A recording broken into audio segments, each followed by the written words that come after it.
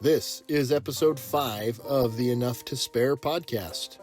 Here we help normal people overcome the overwhelm of emergency preparedness, food storage, financial literacy, spiritual growth, temporal and spiritual preparation, and physical and emotional resilience by sharing practical and tactical tips for systematically becoming self-reliant. We are your hosts, Logan Johnson and me, Val McQuiston. Our discussion today focuses on the signs of the times as taught by Jesus, exploring the events preceding his return. We also delve into the practical benefits of establishing a target date for your food storage goals and examine the interesting parallels between food storage and having life insurance. We're glad you're here and hope you would discover one or two things that you can do today to ensure that you always have enough to spare. Oh, and while you're here, will you please consider those in your world that could benefit from these principles and share this episode with them? You never know when your invitation to listen will change their life. Someone, someday, may very well thank you for being so bold. Good evening, Val. Good evening, Logan. Welcome back to the Enough to Spare podcast. Good to be with you again. Yeah, it's exciting, you know. What was the last we talked about? That last one was the circus you had with your solar. The solar circus. That's a good episode Holy title. Mackerel. Yeah, it's almost scared me away from getting solar panels. Well, having been on it for a while and watching gas prices go, it was the right time to get a Tesla and an even better time to charge it from the sun. No joke. You timed that one perfect. I mean, think of just the gas savings. 2 cars gone from that to, 11 or 17 cents a kilowatt hour? Yeah. That's good. As long as you stay away from 6 to 10 p.m., it's even cheaper than that. Do they? Oh, I didn't. Yeah, that's right. 6 to 10 is the worst time. To charge. To do anything. That's just the peak. Rocky Mountains peak hour. So whether it's your dryer or your oven or your car, that's the expensive time of day. I should set mine to charge overnight. I'm sure there's an app setting for that. There totally is. Yeah, you good. Decide when to start it. Well, Holy Week is what we're in, you know, and Val and I were chatting about what we could talk to you guys about tonight. And we actually thought it'd be interesting to talk about some stuff that Jesus talks about during Holy Week. Yeah, Matthew 24 is, this is after he's cleansed the temple. It's before he starts talking about the parable of the 10 virgins and the talents and the sheep and the goat in chapter 25. But in Matthew chapter 24, he has a reminder for the disciples and for us, those who are going to try to follow him, what to look forward to in advance of his return. Logan, you want to hit some verses here starting in 3? Yeah. And as he sat upon the Mount of Olives, again, this is Matthew 24, verse 3. As he sat upon the Mount of Olives, the disciples came unto him privately, saying, Tell us, when shall these things be? And what shall be the sign of thy coming and of the end of the world? Probably a trigger alert here. If apocalypse talk is something that unnerves you, this is a little bit of that. We're not intending this to be fear-mongering, just reviewing what Jesus taught about this. So good reminder for people who may be going through a tough moment right now. Thank you. And Jesus answered and said unto them, Take heed that no man deceive you. For many shall come in my name, saying, I am Christ, and shall deceive many. And ye shall hear of wars and rumors of wars. See that you be not troubled, for all these things must come to pass. But the end is not yet. For nation shall rise against nation, kingdom against kingdom, and there shall be famines and pestilences and earthquakes in diverse places. And all these are the beginnings of sorrows. Some interesting parallels to our day. Not that any of these are unique to 2026. We've had them before. We'll have after, as he mentioned there at the end. These are just the beginning of sorrows, which is an interesting thought. But I was just thinking, it was in 2025, we had another big rapture prediction, right? Looking in verse 4 here, that people are out there trying to deceive, and verse 5 talking about knowing what the Savior said is unknowable in terms of the day and hour of his return. And at the same time, letting us know that there would be signs so that we could be prepared for it. Yeah. We could do what we can to be prepared for famines and pestilences and earthquakes in diverse or unusual places. As I think of that verse 5, that many shall come in my name, saying I am Christ, and shall deceive many. I feel like for thousands of years, there's been false alarms, I think maybe there's been an uptick in the last 100 years of people that do that. I didn't know there was like a fake rapture in 2025. Was there really? Oh yeah, big one. I totally missed that. Yeah, well, so did everyone that didn't get raptured. Those of us left behind. But it's not the first time. To your point, it happens, and either because communication is easier on a broader spectrum, or just because it's happening more often, we hear more and more of people coming to proclaim themselves as the prophet or as the Christ or as someone with insider information, even though the Savior himself said, not even the angels will know. I feel like I have to mention there was, God, now I'm getting too speculative actually. There was a quote that I had heard from Joseph Smith about addressing that particular topic of no man knoweth the day or the hour or whatever that phrase is. And it was a little bit of a rebuttal in that, what's the next part of that phrase? That you will know that summer is nigh because the blossoms are, dang, dude, I'm shooting some hip. Let's get back to the scriptures. Yeah, I don't know. I feel like I constantly try to figure out, is it now? Is it this? Was this prophesied, this event? And it's always a challenge because, like I said, I think there's been false Christs for thousands of years. Probably literal false I am Christ versus, like you said, I am salvation versus I am Jesus or something like that. But yeah, even in the LDS arena, I feel like there's a heavy dose of offshoots and false bros. Yeah, and the reality is, one of these times, the wars, the pestilences, they will be that sign, not just one of the signs, but they will be that sign. There will be the day when he comes again, and we need to be prepared for that. And I think that one of the ways he helps us prepare for that mentally and deal with the anxiety of it all is to just be prepared. When you're prepared for something, you fear it less. If you are prepared, you shall not fear, is a scripture we've all heard. And I don't think anyone who has spent time preparing has died thinking it was all for naught, which I think is in part why you and I are fairly passionate about self-reliance. Is it's not so much just having it. It's the act of getting there that helps bring peace to our families, it certainly helps us have peace when we look over in the corner and see the store of food. There's no doubt about that.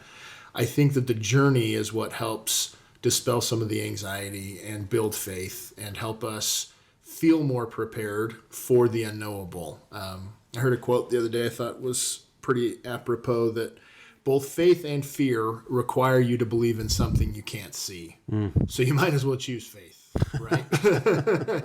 If either way, you're going to have to, kind of expend some mental energy thinking about what you don't know for certain.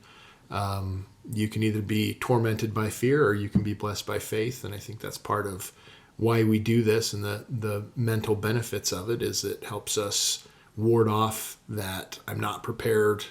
We wouldn't, we'd be reliant on other people or on the system or on the church, whatever, instead of being prepared in our own home. Yeah. I think of my decision to get food storage and to start focusing on more preparedness stuff. And a lot of it was based on a false interpretation of the Apocrypha. And, honestly, to this day, in the last year and a half, I feel like my fervor on the topic has been a lot different. Instead of, I don't know that I would say I was scared, but it was I don't know if we talked about it, was the Ezra's eagle interpretation of Second Ezra, chapters 11 and 12, I think. And I don't know. I don't know that I was scared as much as it made a lot of sense to me. And so it therefore made a lot of sense to get food storage, and which led to a lot of other things, obviously, with water and 72-hour kits and the whole bit. But, God, I don't know. But sometimes I do look at these scriptures and I think if I was a guy living in the 1200s or the 900s and my pastor was reading that from the shelf, or whatever they stood on. That was like a language interpretation thing. But yeah, the pulpit. Thanks. Kyle, I don't know. I would feel a little regret. Would you? I had a boss who he's passed away. Just an amazing guy. Can I say names on? Yeah, he was Gary Wright. Just an amazing guy. And I remember golfing with him one day, and he said he kind of lamented about watching his parents drag this food storage around the country 3 or 4 times, and just incredibly wealthy man himself, and I don't know that he ever pulled the trigger on food storage himself. So I guess he didn't regret it because it was never a big deal. Sorry, Gary. Sorry, any relatives. He's a great guy, but yeah, I don't know. So in my mind, it's still a debate. It's still a question. It's an unknown, and for me, that hammers home things like recycling your food storage, utilizing it, and then treating it almost a little like insurance. I hope I don't ever need to use it. I hope I'm wrong. I do hope that I would live to see the second coming. I'm not going to lie. I have a confirmation bias that I want that. And so things that reinforce that make me like it. But insurance is a funny concept I think in this vein. Like I don't know that if I never had a house fire when it was time to move on from my house or move on from this life, if I would have regretted paying for fire insurance. No. Would you? I don't think so. No. I'd have to be in a different frame of mind than I am now, because right now it is what does Dave Ramsey call it? Risk transfer. Yeah. That I don't have to worry about that particular risk. Yeah. Nor do I have to worry about my car getting totaled, or we have life insurance for the same reason. Yeah. That if there were the unexpected, we would be covered. And I think that that's one of the benefits of being prepared, is that you have that. And sometimes I think those who have gotten to the finish line, so to speak, feel a muscle relax that you didn't know you had. It's true. And it brings a peace with it. And yeah, it's, if I had to move now 1,000 cans of food storage from my basement, I would definitely be buying some pizzas for some people, or being an adult and having someone come move it for me that wasn't a volunteer, right? But that's right. Heaven forbid. Heaven forbid the elders forum doesn't have to move you. Yeah. Yeah. But no regrets. That's for sure. Yeah. I like the life insurance analogy, because obviously I have life insurance. So if I die, my kids and wife are fine. But I really hope I don't die. So, if I make it, it's like, yes, I bought the security. And then obviously if the horrible thing does happen, just had a buddy die a few months ago, and the end of his life was just hammering people to get life insurance, but it made a huge difference for his family. And so, yeah, that's a great analogy. We are not selling life insurance. If I Currently unlicensed. Yeah, if I have any former mission companions that are going to reach out after 30 years to sell me life insurance, I'm good. I'm booked. We're covered. Yeah. Sorry, we have strayed far from Matthew 24. Well, it's a good time. We're going to also look at some additional thoughts on the matter from Doctrine and Covenants. Section 29 talks about some additional signs of his return. There's lots to cover here. We'll just cover a couple of verses, and then we're going to move on to some counsel that we received a while ago. Mind if I touch a few more, Matthew? I love it, yeah. Okay. Get into Matthew. Just in that same verse, just some other ones that stick out that I feel like are worth mentioning. And many false prophets shall rise and deceive many, similar to false Christ. And I think that applies to religious prophets, to other things that could be prophet-like. I think some people adopt philosophies or lifestyles or thought leaders that can be just as destructive, as false prophets. And it's never been easier to spread the message. Yeah, for real. You can have a wide reach with a big following, and any two idiots can just start a podcast. Yeah, a clever YouTube video or two, and all of a sudden you have 200,000 people that are waiting for every post. Yes. And this gospel of the kingdom shall be preached in all the world for a witness unto all nations, and then the end shall come. And we sure have penetrated a lot of different climes, or whatever the quote is. But I love that. I love that. I love seeing the gospel spread, and I love seeing that as an item that needs to be fulfilled.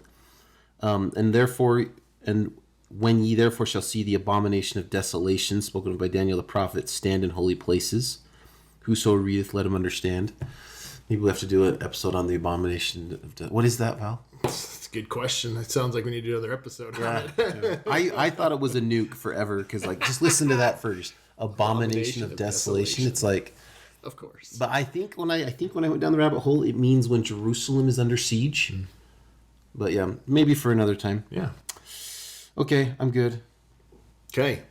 In Doctrine and Covenants, it covers a lot. There's a couple of interesting verses here talking about, so verse 13.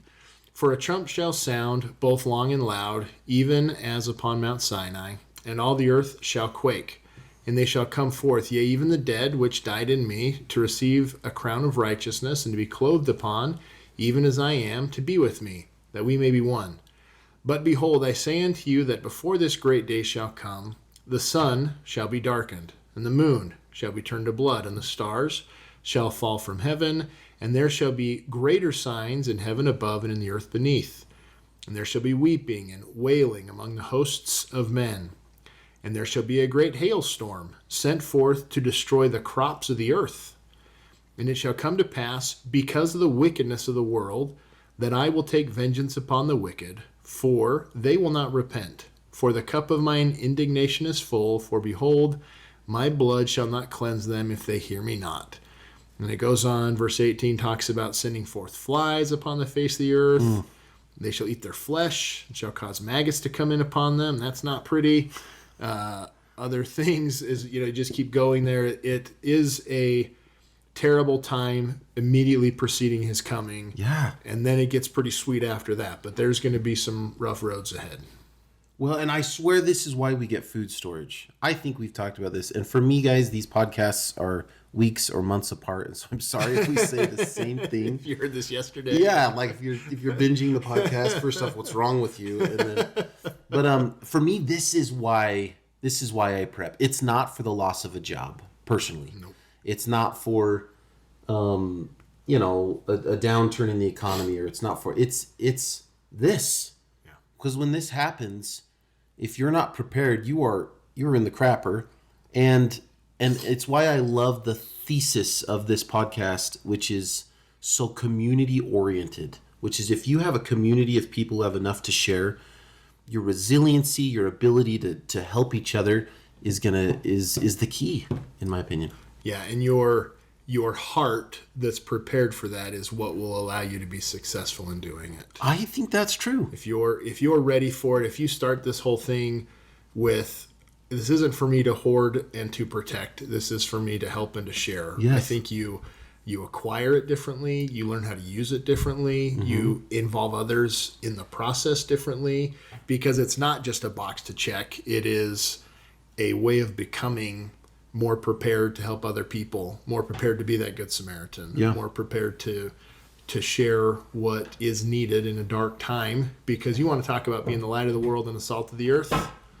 That's what Jesus asks us to be. And if you're they who are prepared and you have enough to spare, you've become that light. You've become that savor. I love the idea of getting the mentality ahead of time. It's so much when we talk, when we teach youth in the church or when we talk to different people, so much of the battle is happened beforehand, to make the decision ahead of time that I'm going to avoid drug abuse or pornography or treating people in a rude way. If you can sort of have that mentality ahead of time, then you don't have to cross that bridge or burn that bridge when you're there, because you've built a bridge.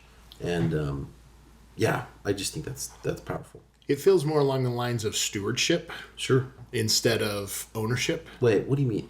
Go. This notion of if I'm getting this not just to take care of my family but to share it, it feels like it's not just mine. It's the Lord has provided it. It's provincial. It's providential.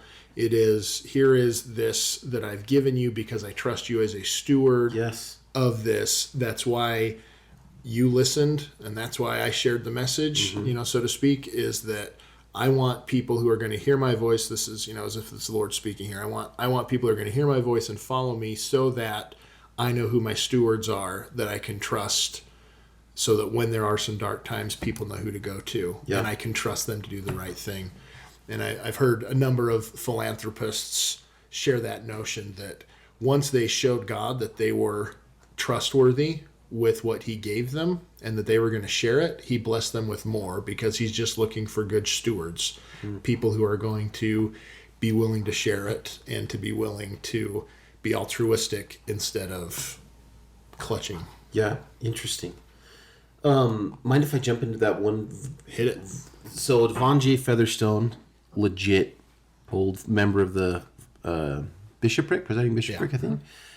He touches right on this. So we might bounce back and forth between this talk and a few other things, but he says, I should like to address a few remarks to those who ask, do I share with my neighbors who have not followed the counsel to get food, storage, and prepare? And what about the non-members who don't have a year's supply? Do we have to share with them? He answers and says, no, we don't have to share. We get to share. Let us not be concerned about silly thoughts of whether we would share or not. Of course we would share. What would Jesus do? I could not possibly eat food and see my neighbor starving. And if you starve to death after sharing, well, greater love hath no man than this. Yeah, which is, of course, a reference to John 15:13. Greater love hath no man than this, that a man lay down his life for his friends. And even continuing in the next paragraph there, now what about those who would plunder and break in and take that which we have stored for our family's needs? Don't give this one more idle thought. There is a God in heaven whom we have obeyed. Do you suppose he would abandon those who have kept his commandments? He said, if you are prepared, you shall not fear. And that I think is additional comfort that it's easy to. I remember my dad. I shared this I think in the first episode, but I remember my dad vividly. He was a man of many one-liners, as most dads are, but he just shared this thought of there's going to be a certain group of the population when it's requested that we bring all that we have to the bishop's storehouse. Yeah, consecrate. Yes, there will be a portion of people whose faith is really tested at that moment because they considered it theirs instead of part stewardship. Of, yeah, exactly, stewardship versus ownership. And if you go into it thinking stewardship, of course, that's what we do. Yeah. Where do you want it and when? Versus having in that moment to make the decision, is this really what I want to do? I spent all this time and money for me, and now you're asking me to give it to somebody else. Mm-hmm. And I think that that's some important insight from Elder Featherstone about, we get to share. It's a whole mentality of now being an instrument in the Lord's hands instead of just thinking about ourselves. Yeah. I even love the rest of that quote from Featherstone in that paragraph. Prepare, O men of Zion, and fear not. Let Zion put on her beautiful garments. Let us put on the full armor of God.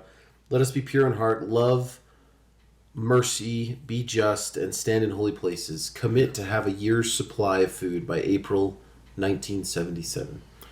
Contextually, this was April of 1976. So he's saying in a year from now, let's commit to having a year's supply of food. Yeah, huge challenge, whole church. It'd be interesting to see if a lot of people's efforts, were impacted by that challenge. But I think that was the golden age. I think if you go back and look and see when most people bulked up, it was in the 70s. Which kind of makes sense. Cold War, people that had lived through World War II, that it was fresh on their memories. Yep. Fuel rationing. Right. All the super hyperinflation. Hyperinflation. Yeah. Crazy interest rates. Where have I heard this before? Yeah. Yeah, no, legit talk. So sorry, back to 29. 29 does get pretty dark though. There's a lot of sketchy stuff. Which is, I mean, there's a tendency, at least in my mind, of glazing over the scary stuff. I guess there is no need to fear it. We know who wins the game. We know who's calling the plays. That is just a different place in our society where, the war is on our soil and the darkness surrounds us directly instead of being something we watch on the news. It's one thing to watch an earthquake in, wherever, Chile, and think, man, whew, that'd be tough. And it's another thing to have it happen. But I mean, I think we saw this in Paradise, California, for example, not all that long ago. When you lose an entire community like that, with was that the one with the fires on the coast or whatever? Yeah, and we're getting certainly hurricanes, and we're getting lots of floods, and just all the things that are biblical in their prophecy. Again, where they fall in the timeline, history will tell us that once it's made. But for now, they're all good reminders. I think for me, we've had let's see, in the last 6 years, we had a pandemic, which hopefully was a kick, to wake up a little bit. I certainly stood in lines for toilet paper or for water or whatever. We had an earthquake back then, that shook up Moroni's trumpet in Salt Lake. That's right. And it's on. I just saw that is on display, or going to be on display in a museum here as they finish up the renovation. We just had another earthquake a few weeks ago here in Utah, and I think God is merciful in His reminders of, like, guys, like, this stuff is real, and it's. These are the easy things that, if we're listening, I guess if we have eyes to see and ears to hear, they're good reminders to be prepared. But I think you don't want to dwell on it, but I think it's maybe a little short-sighted anyway to not think about, man, if it gets ugly, like he says it's going to, what will help us be most prepared for that? Because I think we would all concede that this is probably the most anxious generation of humans, and interestingly, that all comes at a time when we've never been more comfortable. And I don't know the correlation to that exactly, but I think it's interesting to consider anyway that sometimes the ease of it all can create unease. Yeah. And so Joseph had 7 years in Egypt to get ready for 7 dark years, but I don't think they would have gotten ready for 7 dark years without forewarning that there were going to be 7 good years. Revelation, or whatever the Pharaoh's dreams were. Exactly right. So what lessons are we supposed to learn from that? And how can we apply those to our day? And I think a lot of that is this notion from the church of, guys, just be prepared. And what does that mean? It means, where possible, having a year's supply. And don't have to get there all at once. Don't go into debt to do it. Don't overwhelm yourselves. But what was that quote? I'll pull it up here. But essentially, the Lord doesn't expect us to do what we can't do, but He does expect us to do everything we can do. Yeah. And that's whatever that is for you. That might be get your 72-hour kit. That might be make your first order of food storage. That might be get your 1 month supply, your 3 month supply, or your 1 year supply. But I think being able to think, what is the end goal, and what is the next step in the process to get my family closer to that, will start to relax a gland or a muscle that you didn't know was tight until you start trying this. Love that phrase. I have debates in my head all the time, and I always win those debates. But Logan is a winner. One thought that has come to my mind is the idea of long-term fulfillment of these prophecies versus short, concise, and sort of culminating fulfillment. And I feel like sometimes I hear people, and where would this be? This would be maybe a comment or two in Sunday school. Maybe I hear it online in a comment section on a podcast, or maybe my really smart brother-in-law who always throws cold water on all my ideas. But sort of the idea that, pestilence, wars, plagues. Look, it's happened. There was the bubonic plague. It came a few times. And look, World War II and the Civil War, or Napoleon's tirade through Europe. And sort of this interpretation that these fulfillments are and have happened, and it's sort of been stretched over hundreds, thousands of years. That's sort of one philosophy. We'll call it the stretch fulfillment. And then the other one would be maybe a little more literal reading of what we just saw, that it all happens at once. There's sort of this culminating event where there's a horrible plague and a global war and a massive earthquake and crazy famine. Yeah, it all comes together. Yeah. It's like that would be like the culminating interpretation versus the stretch interpretation. Honestly, I feel like the stretch interpretation is a coping mechanism that something so horrible couldn't happen. I personally am in the culminating camp, and maybe there aren't really two camps, and I just made up a bunch of bull crap. Do you feel like you see that anywhere else? Two things can totally be true at once, right? I think the stretch version of that helps people get through dark times and to look ahead.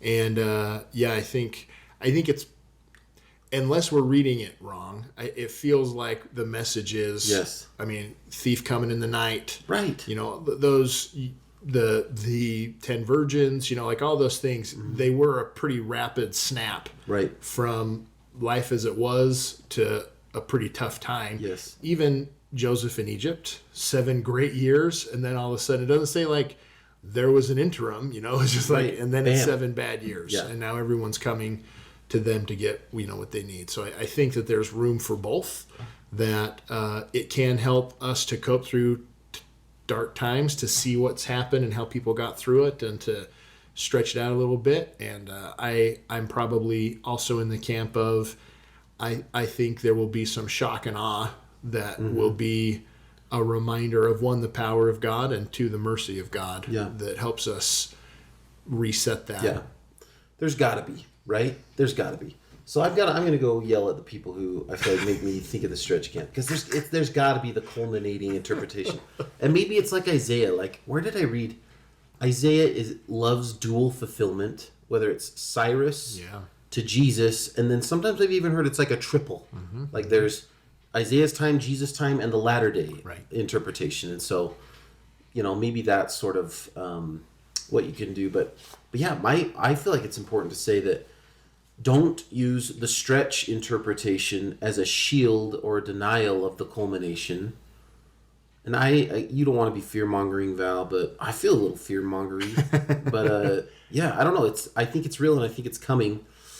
I would have told you it was going to be last year, and I was wrong. So I don't know when it's coming now, but The good news is you don't have to know exactly when. You can just take the steps now. And I think even in a moment of candor here, the thoughts of doing what we're doing right now keep me up at night, because I feel like you and I have been blessed with a path and a success in becoming more prepared and more self-reliant.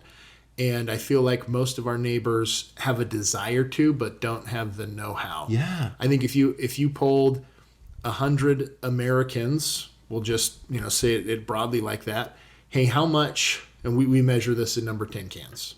How many number 10 cans would it take for a person to survive for a year? And according to the study from BYU, it's about 120. Yeah, what did my niece just say? She said 5. She thought 5 would be okay. And maybe people think, well, yeah, one of these cans of rice would last for a month, so I need 12 of these, or whatever. Or I've got lots of food in my pantry, or the freezer's full. And yes, hopefully all those things are true. And the reality is, to just get the raw calories needed to do 2,000 calories a day for a year is about 120 of those cans. And you multiply that by the members in your family, and that's going to be hundreds of cans. And they all have a price tag. Let's say the average can is 30, 6. 60. Well, a case of 6 averages between 40 and 80, just depending on what you have in it. But let's say an average number 10 can runs $6. By the time you multiply that by 600 cans or 800 cans or however many you need for your family, it's going to be a lot.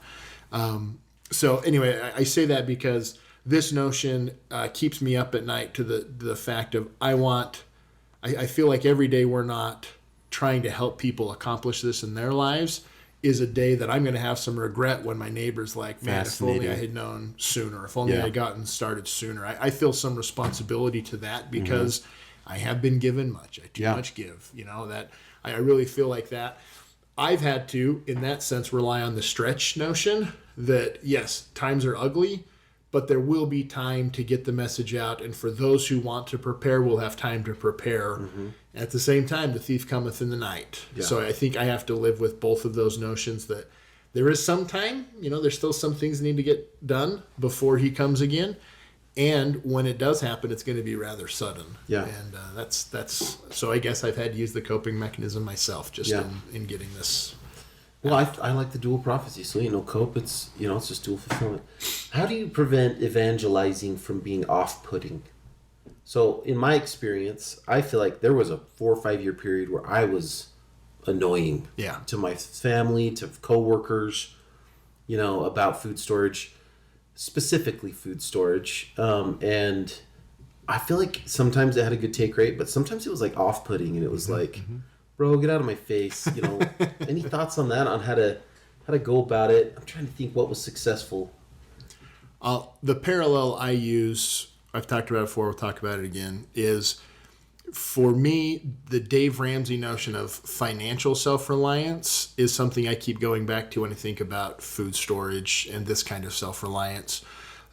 Because there is a large portion of our population in this country who Dave Ramsey is a cuss word in their house, because when it's time to talk about budget, they're like, Dave Ramsey says we shouldn't go on vacation until we have our emergency fund.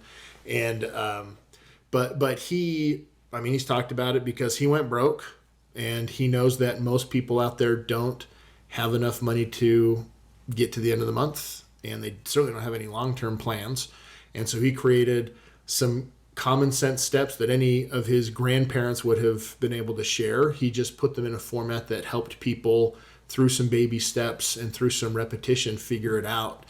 And I think off-putting is maybe a little strong, but I think he would say that a lot of people are annoyed by the constant Dave Ramsey-isms that get thrown at them. But I think those same people who are annoyed will, in a moment of candor, say, well, I kind of wish I had a 6-month emergency fund and plenty in my retirement account and a paid off home and no credit cards.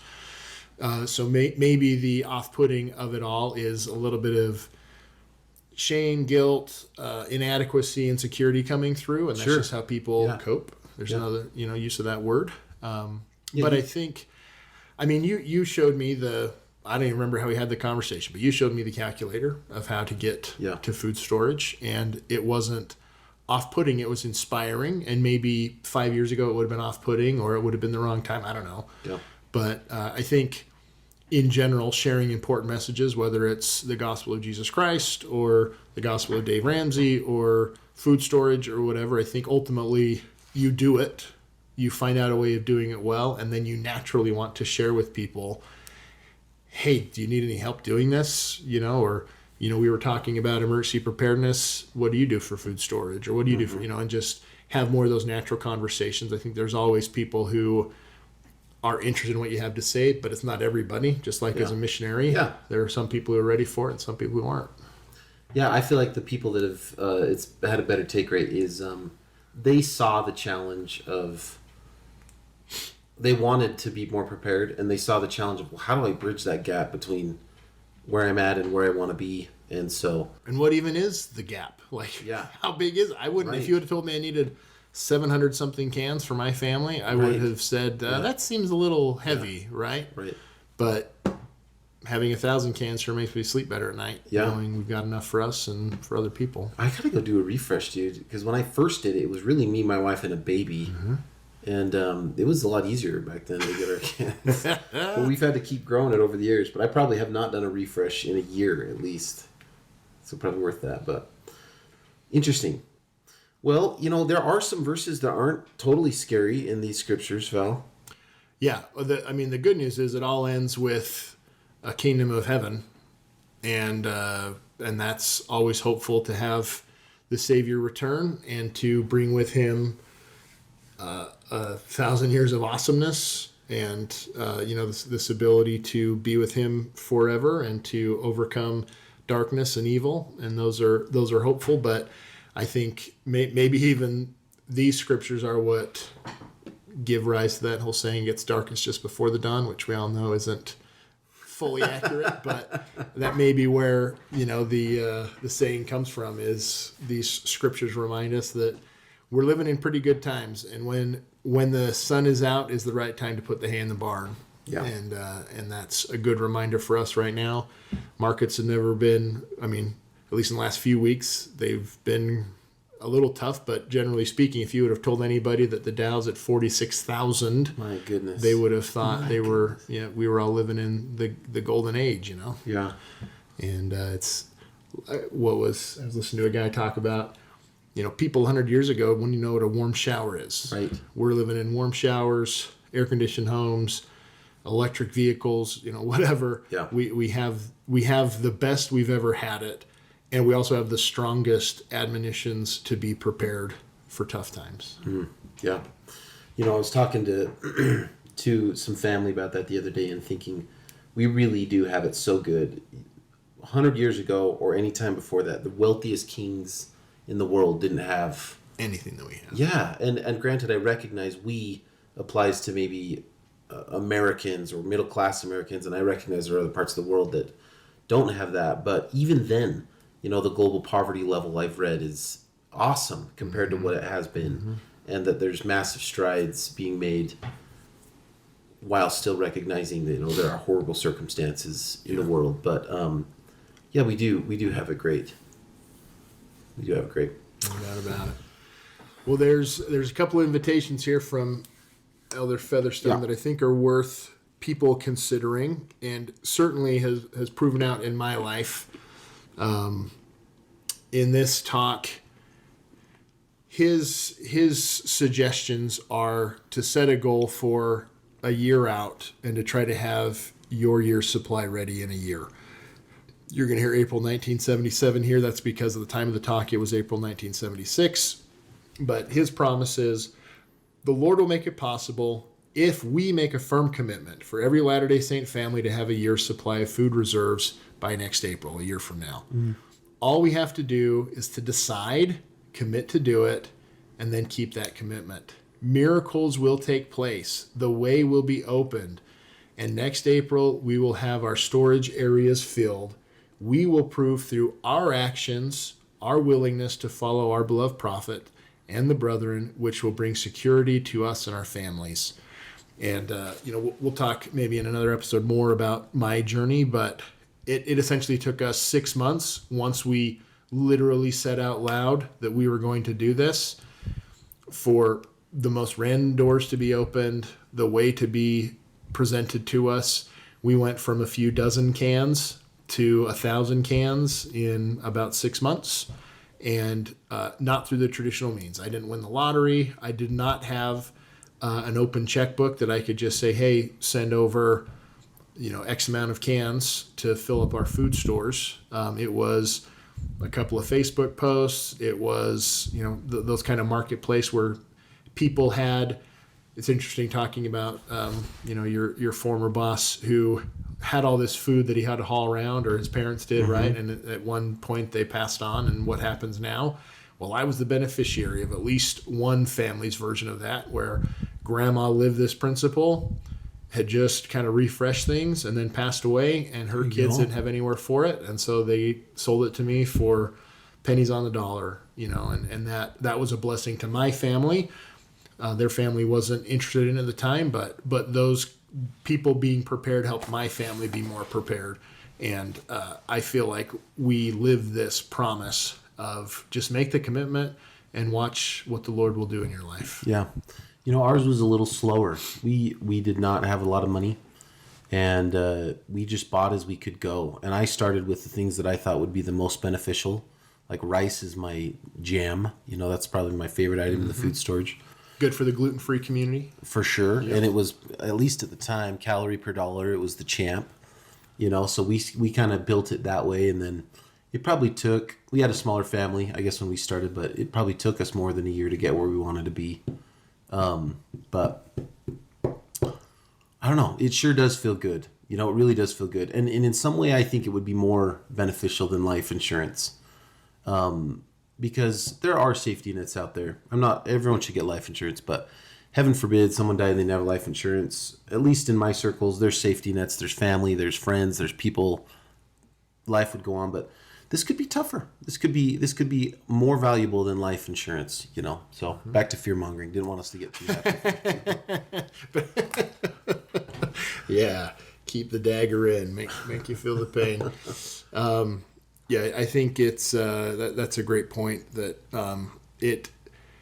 the thing with life insurance, just as an example, you could get remarried, you could land a great job. There are things you could do to potentially dig out of that pit. You could move into your parents' basement, whatever. But if the sky closes and everything dies, and only what's existing is what's available, that's a finite portion that feels a little scarier than the ability to go out there and kind of crowdsource it. At the same time, if enough people have followed this counsel, now there is enough to go around. For sure. Yeah, if you have that community. Yeah, I would not advocate canceling your life insurance to get food storage, though. Keep the life insurance and keep the... Yeah, I mean, unless you got some wild life insurance, you're not going to buy much food storage with your life insurance premiums.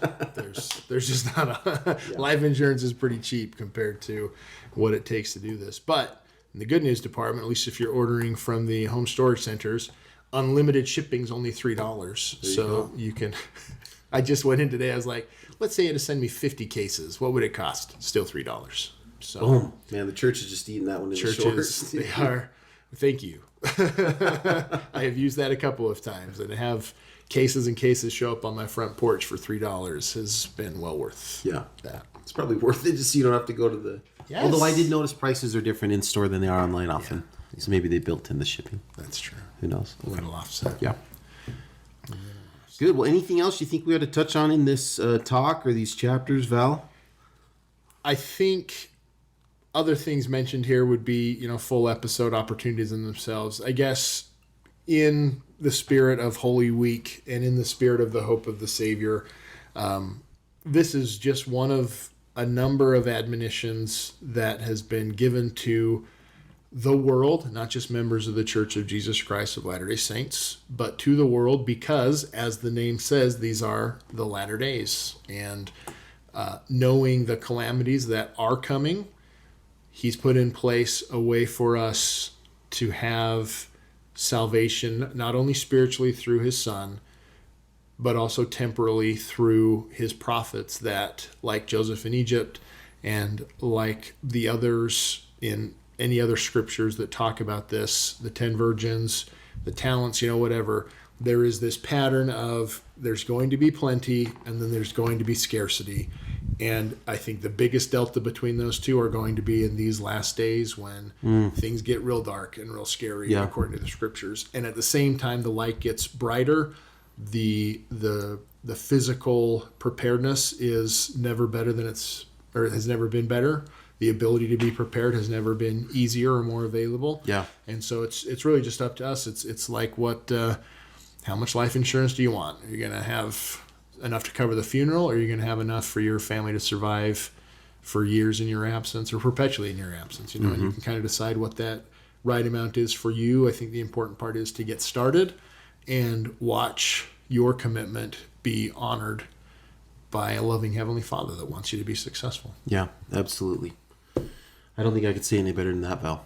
All right. Well, then, enjoy Easter, everybody, and keep up the good work. And as always, if there's someone out there you think could benefit from this, share it with them. And whatever you're doing this week to celebrate Holy Week, honor Him by doing something to help you have enough to spare. Yeah. Amen. We'll end this episode today like we always do, with a favorite quote from a General Conference address in 1980. Ezra Taft Benson served as the U.S. Secretary of Agriculture under President Dwight D. Eisenhower from 1953 to 1961, and then as President of the Church of Jesus Christ of Latter-day Saints and the Church's 13th prophet from 1985 until his death in 1994 at age 94. He said, quote, "The revelation to produce and store food may be as essential to our temporal welfare today as boarding the ark was to the people in the days of Noah. Too often, we bask in our comfortable complacency and rationalize that the ravages of war, economic disaster, famine, and earthquake cannot happen here. Those who believe this are either not acquainted with the revelations of the Lord, or they do not believe them. Those who smugly think these calamities will not happen, that they somehow will be set aside because of the righteousness of the saints, are deceived and will rue the day they harbored such a delusion. End of quote.